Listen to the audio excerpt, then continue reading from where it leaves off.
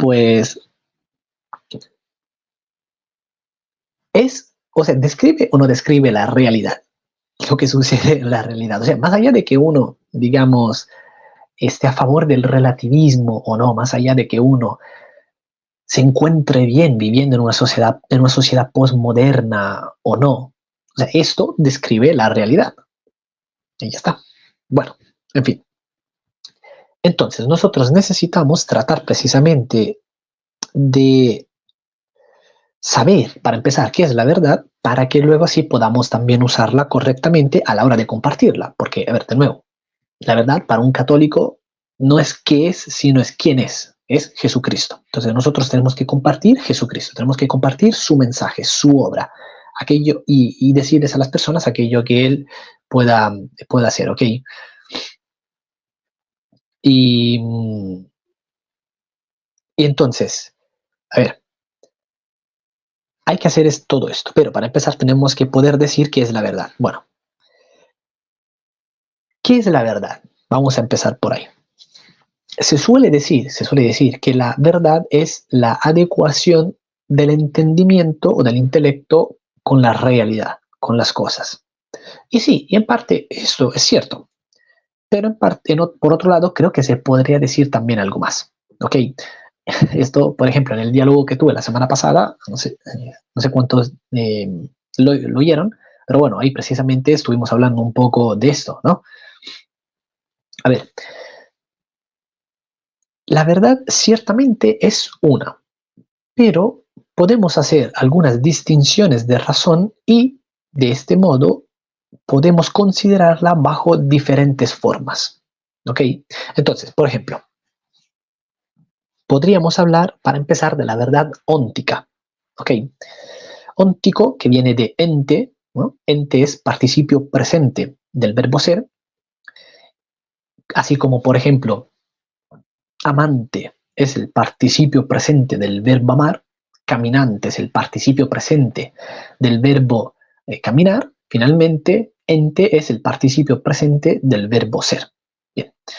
De tal manera que, diciéndolo de otro modo, deberíamos, en vez de decir ente, deberíamos decir lo que es. Pero dado que no vamos a estar diciendo todo el tiempo lo que es, lo que es, lo que es, pues hablamos también de ente. Entonces, aunque no se use coloquialmente, pero bueno, al menos como mínimo a nivel filosófico, pues sí se usa.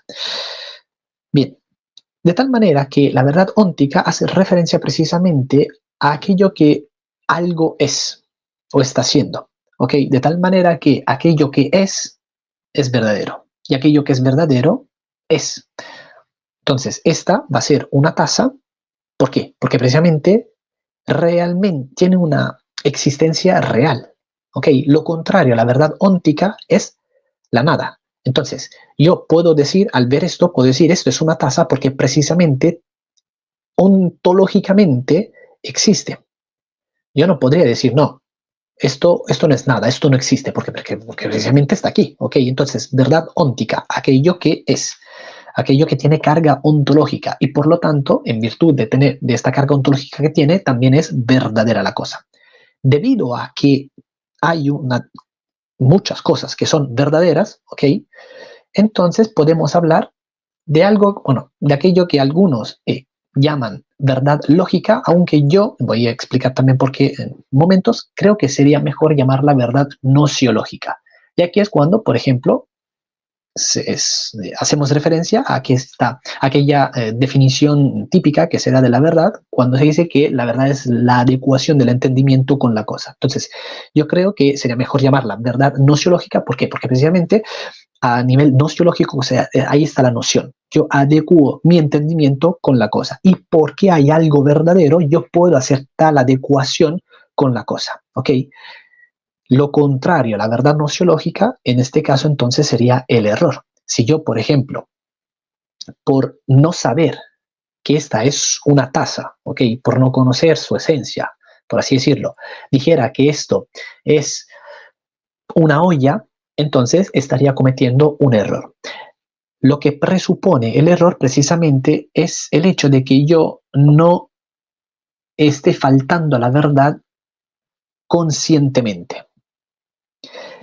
Y esto nos da paso precisamente a la tercera manera de poder, digamos, describir la verdad, es decir, la verdad moral. ¿Qué es la verdad moral? Pues la verdad moral hace referencia justamente a la adecuación siempre del entendimiento con la cosa, consciente, sabiendo alguien que efectivamente está haciendo tal adecuación, y su contrario sería la mentira. De tal manera que si yo, siendo consciente que esta es una taza y no una olla, entonces, y dijera precisamente, no, no, esta es una olla, cuando en realidad yo en mi mente, yo sé, soy consciente de que es una taza y que estoy faltando a la verdad diciendo que es una olla, pues entonces estaré mintiendo. Por lo tanto, aquí se presupone la mentira como modo de, digamos, de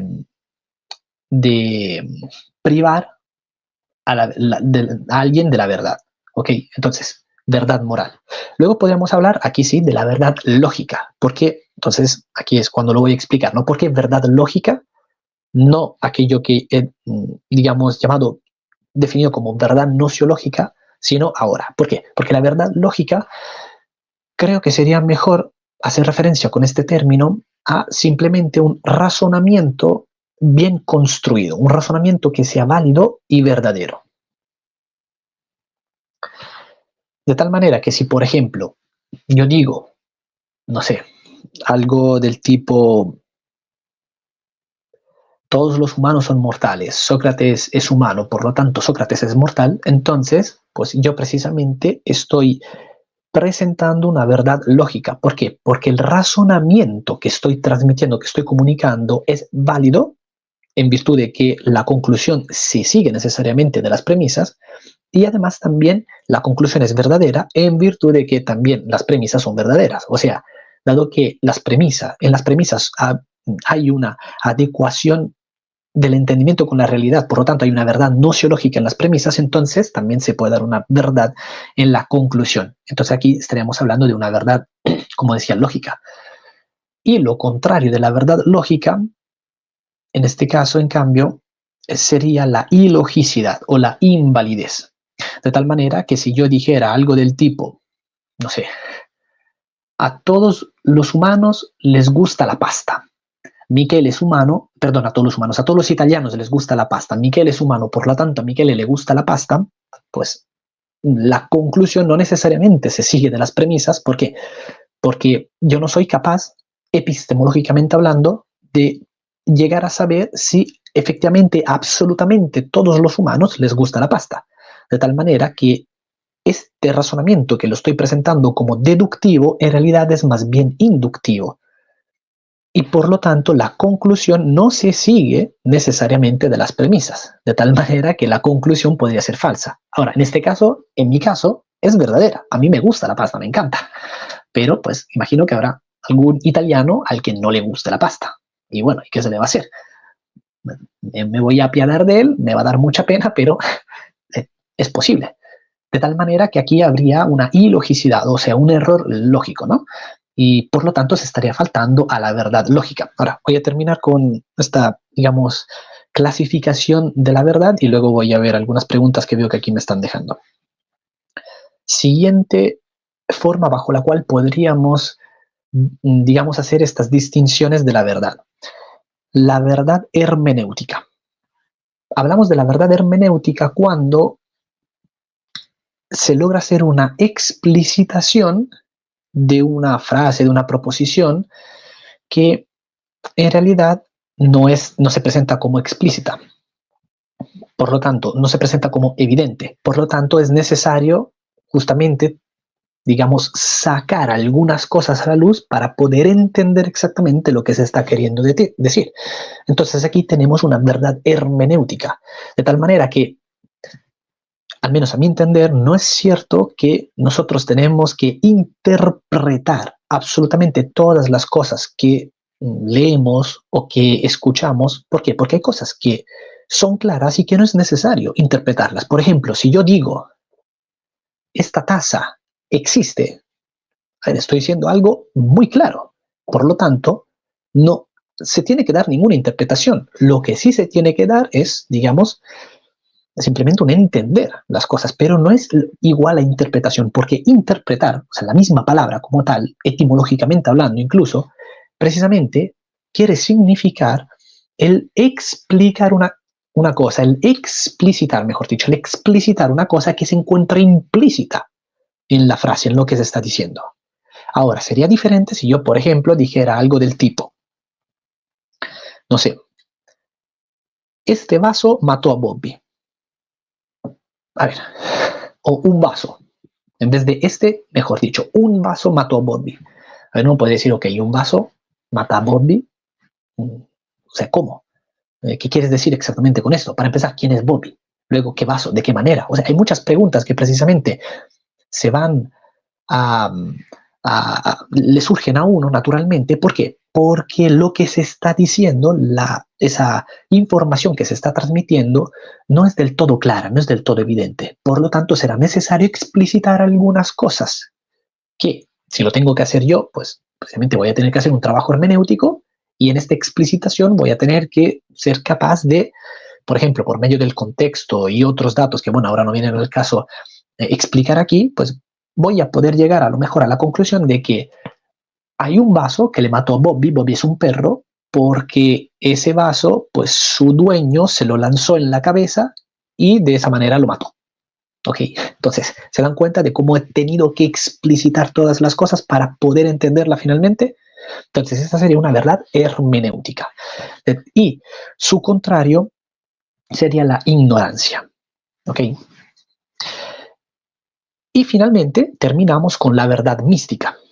La verdad mística, la palabra mística como tal, hace referencia justamente a, digamos, un tipo de conocimiento, un tipo de información que a nosotros nos llega, digamos, no por la vía de la razón, sino que de algún modo Dios nos lo comunica a nosotros. Porque si hubiera sido por nuestra razón, por nuestra propia capacidad natural, no podríamos haber llegado perdón, a tal verdad.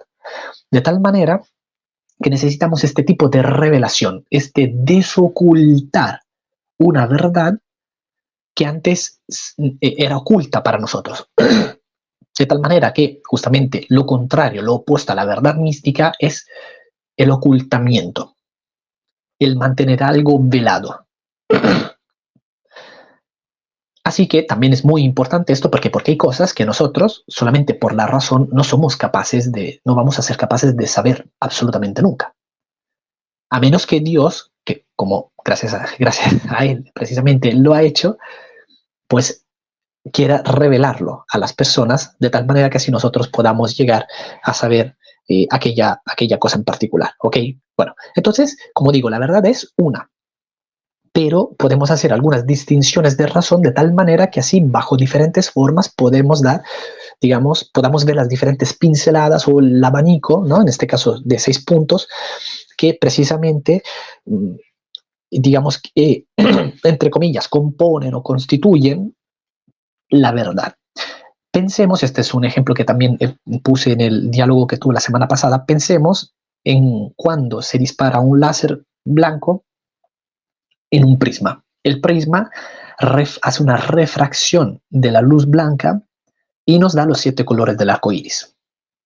Ahora, afirmar, digamos, ¿cómo decirlo?, la unicidad del color blanco no nos lleva necesariamente a tener que negar también la veracidad de ese abanico de 7 colores que precisamente se deriva de esa refracción en el prisma, ¿ok? Y viceversa.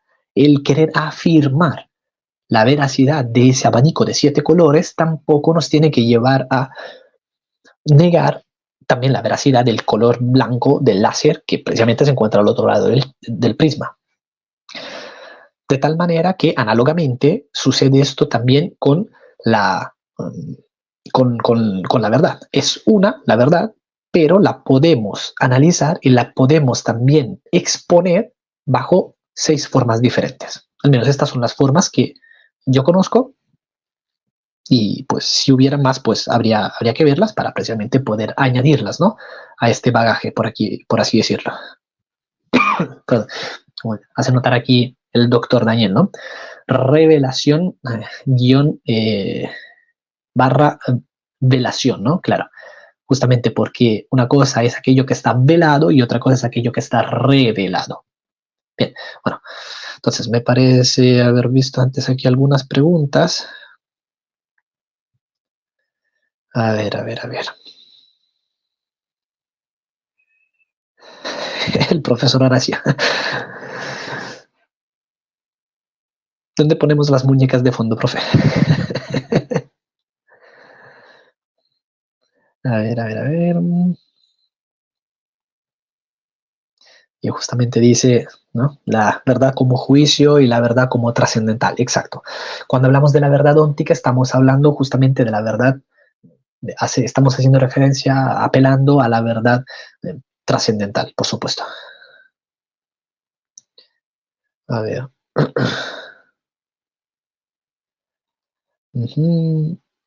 Aquí pregunta acciones de fe. ¿Cómo se llama cuando honestamente estoy equivocado? Cuando honestamente estás equivocado, pues si es un error el que estás cometiendo, entonces simplemente es un error nociológico y ya está. Pues un error nociológico o un error lógico, ¿ok? Podríamos hablar de ambos, depende, ¿no? Si tú estás presentando, si el error está en una creencia, en una idea, o si está en un razonamiento. Si está en lo primero, o sea, en una creencia o idea, entonces sería un error nociológico, ¿no? O sea, estarías faltando sin quererlo, sin procurarlo, a la verdad nociológica. Mientras que en cambio, si el error se encuentra en el razonamiento, entonces estarías faltando, de nuevo, sin quererlo, pero estarías faltando a la verdad lógica, de acuerdo al modo en el que yo lo he expuesto ahora, ¿ok? En cambio, si procuras faltar a la verdad, entonces serías un mentiroso. Pero bueno, en este caso estamos hablando de alguien que honestamente está equivocado.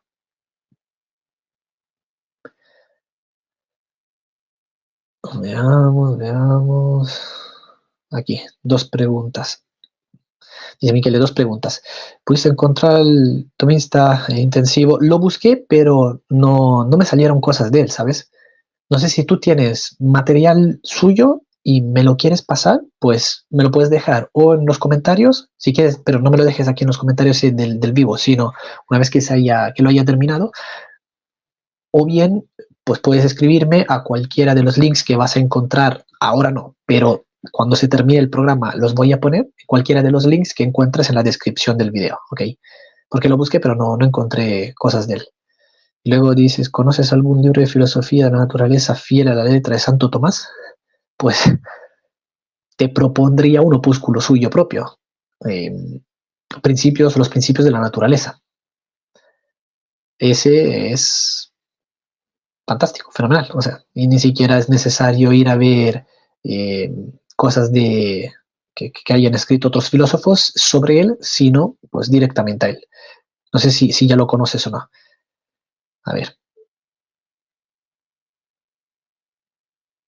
A ver. A ver, aquí dice Flor. A ver si me deja compartir esto. Dice, un ejemplo de verdadera hermenéutica sería que la Virgen María fue concebida sin pecado original. Por poner un ejemplo, sí, claro. Si no es por un tipo de revelación que Dios nos da, que no necesariamente la revelación tiene que entenderse en el sentido de la Biblia, ¿ok?